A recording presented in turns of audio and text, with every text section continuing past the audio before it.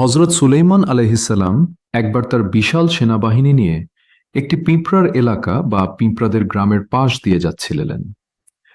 তার বাহিনীতে ছিল মানুষ, জিন এবং অনেক পশু পাখি। তাদের আসার খবর পেয়ে একটি ছোট্ট পিঁপড়া ভয় পেয়ে চিৎকার করে বলল, ওহে পিঁপড়ারা, তোমরা তাড়াতাড়ি নিজেদের বাসায় ঢুকে পড়ো, না হলে সুলাইমান ও তার সৈন্যরা না বুঝেই তোমাদের পিষে ফেলবে। আল্লাহর দেওয়া বিশেষ ক্ষমতায় সুলাইমান আলাইহিসসালাম সেই ছোট্ট পিঁপড়াটির কথা শুনতে পেয়ে মুচকি হাসলেন। তিনি সাথে সাথে তার বিশাল বাহিনীকে থামিয়ে দিলেন, যাতে একটি পিঁপড়াও মারা না যায়।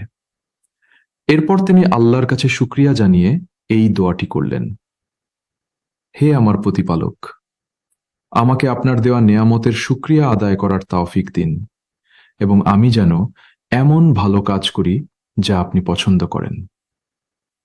শিক্ষা: এই ঘটনা শেখায় যে সৃষ্টির কোনো প্রাণী তুচ্ছ নয় এবং শক্তির দম্ভ না করে সব সময় আল্লাহর কৃতজ্ঞতা প্রকাশ করা উচিত। হযরত সুলাইমান আলাইহিসসালাম একবার তার বিশাল সেনাবাহিনী নিয়ে একটি পিঁপড়ার এলাকা বা পিঁপড়াদের গ্রামের পাশ দিয়ে যাচ্ছিলেন। তার বাহিনীতে ছিল মানুষ, জিন এবং অনেক পশু পাখি।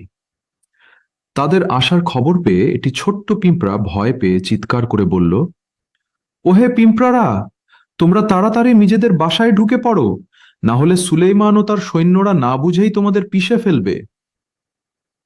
আল্লাহর দেওয়া বিশেষ ক্ষমতায় সুলাইমান আলাইহিসসালাম সেই ছোট্ট পিঁপড়াটির কথা শুনতে পেয়ে মুচকি হাসলেন। তিনি সাথে সাথে তার বিশাল বাহিনীকে থামিয়ে দিলেন, যাতে একটি পিঁপড়াও মারা না যায়।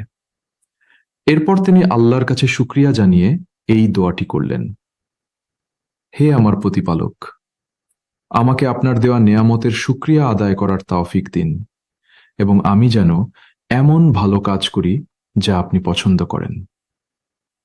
শিক্ষা: এই ঘটনা শেখায় যে সৃষ্টির কোনো প্রাণী তুচ্ছ নয় এবং শক্তির দম্ভ না করে সব সময় আল্লাহর কৃতজ্ঞতা প্রকাশ করা উচিত।